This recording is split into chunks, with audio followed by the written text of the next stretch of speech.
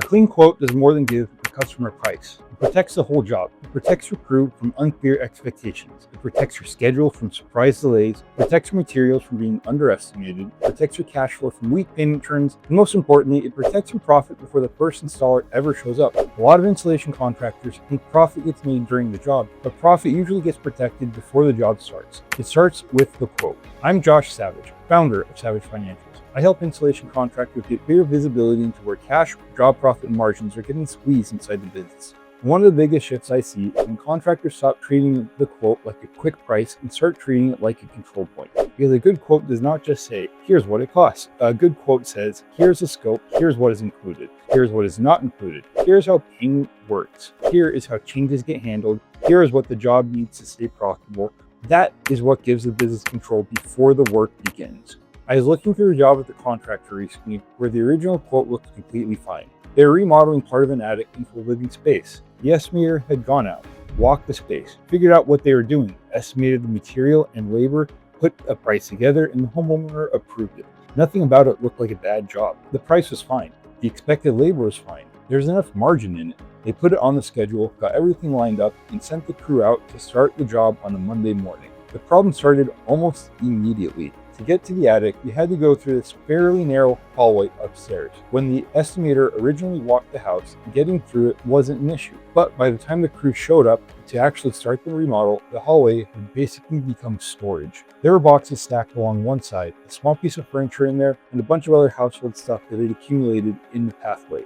You could still walk through it, but there is no way the crew is going to spend the next several days carrying tools, lumber, drywall, everything else they needed up and down that hallway without clearing it first. So they talked to the homeowner and initially figured they'd just move everything. It seemed like a 15-minute problem. Move the boxes into another room, move the furniture, clear the pathway, and get to work. Except the homeowner wasn't comfortable with that. Some of the boxes had personal belongings in them. He didn't really want the crew moving everything around, and he wanted to go through it himself and decide where everything was going to go. And honestly, that was a completely reasonable thing for him to do. Nobody had told him when he signed the quote that the hallway needed to be completely cleared before the crew arrived. As far as he knew, he was ready for them. So the crew called the office. The office talked to the homeowner. He said he'd get everything moved, but he couldn't do it right then. And that was basically it. They couldn't start the job. So now it's Monday morning. You've got a crew standing at a job. They're supposed to be working for the next several days, and they're leaving.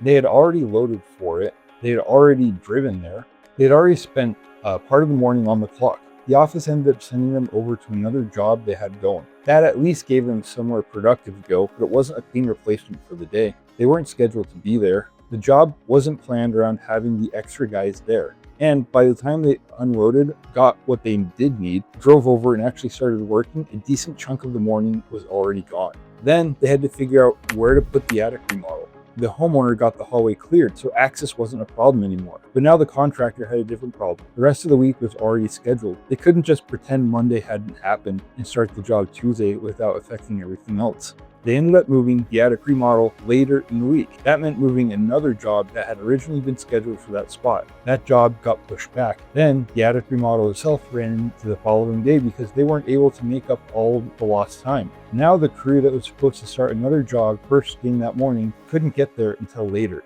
That job started late, and because it started late, they didn't finish everything they had planned to finish that day. So part of that work carried into the next morning too. By the end of the week, they were using overtime to get caught back up. And when we went back through what had happened, it was kind of ridiculous. The original problem was a hallway, not a material shortage, not someone calling out sick, not a permit issue, not a huge mistake in the estimate. A hallway floor stuck, something the homeowner could have cleared the night before if he had known he needed to. Instead, the company paid a crew to load for the job, drive to the house, stand around while everybody figured out what to do, unload, and redirect themselves somewhere else. Then they had to fit that job back into an already full schedule. That displaced another job. That job started late. Work carried over. Eventually, they paid overtime trying to get the schedule back to where it was supposed to be. And the homeowner wasn't the problem. That's important. He wasn't refusing to cooperate. He wasn't being difficult. He cleared the hallway once he knew it needed to be cleared. He just didn't want a bunch of guys he didn't know moving boxes full of his personal belongings around his house.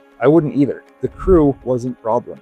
They showed up when they were supposed to show up, ready for work. The estimator hadn't screwed up the material quantities. The job wasn't underpriced. The problem happened when the job was quoted. They had done a good job defining what they were going to do to the attic. They hadn't defined what they needed to be true for them to actually do it. And that's what changed afterwards. Now, access became something they discussed before the job ever made it to the crew. How are we going to get to the work area?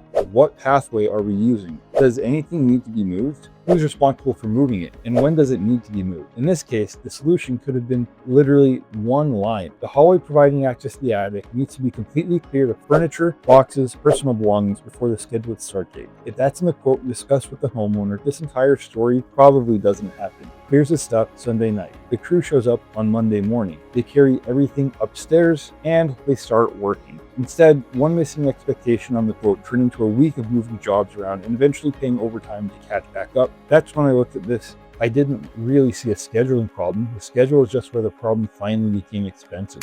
The actual problem happened when the job was quoted. This is why I don't think a clean quote is just about making sure you have enough detail for the customer. It's about protecting the assumptions behind your profit. Because financially, think about what actually happened on the job. The material estimate wasn't wrong. The labor estimate for actually remodeling the attic wasn't necessarily wrong. The price wasn't necessarily wrong. But the job still became less profitable. You paid people to load for the job. You paid them to drive there. You paid them while they were standing there figuring out whether they could even start. Then you're paying them to leave without producing the work you expected them to produce during that time. And you still have to come back to perform the original job. But I actually think the bigger problem is what happened to the schedule. Because the schedule is basically a financial plan for your labor. You're saying this crew is going here Monday. This crew is going here Tuesday. This job should take 2 days. This one should take 3. And you're building your expected revenue and labor costs around that. So when one job suddenly can't start, you're not just moving a box on a calendar, you're changing that financial plan. And if you're busy, there probably isn't a convenient empty day sitting there waiting for you. That's where contractors get into this domino effect. Monday's job gets pushed to Wednesday. Now Wednesday's job gets pushed, or you squeeze them together and create overtime. Or a job that should have finished Wednesday carries into Thursday. Then Thursday's crew gets there late. Maybe that job now carries into Friday. And suddenly you're paying more labor across multiple jobs because one job couldn't start when it was supposed to. That's why when you're quoting the job, I want you to think beyond, what are we building? I also want you thinking, what needs to be true for my crew to build this the way I'm pricing it? How do we access the work area? Where are materials coming through? Does anything need to be cleared? Does furniture need to be moved? Who moves it? Does another trade need to be pushed before we arrive? Does the homeowner need to have anything prepared? Are we assuming there's somewhere to stage material? Those are financial assumptions. They may not look like financial assumptions because there's no dollar sign next to clear the hallway, but the hallway absolutely had a dollar value once it wasn't cleared.